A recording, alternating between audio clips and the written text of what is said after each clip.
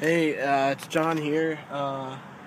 Just got done going to the beach, so we're here at Hess getting gas for Tessa for the Jimmy. But it was an amazing day. We went to Bubba Gump Shrimp. It was so good. I ended up getting scampi shrimp with pasta. It was really good.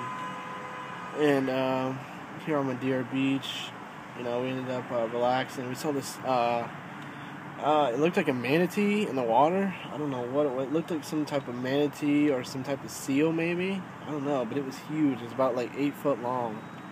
It looked amazing. I couldn't believe that we saw that. But other than that, we relaxed. I might have got a little tan, maybe. I don't know. I don't think so though. I look good. But it was an amazing day. I love it. I love Madeira Beach. It's amazing.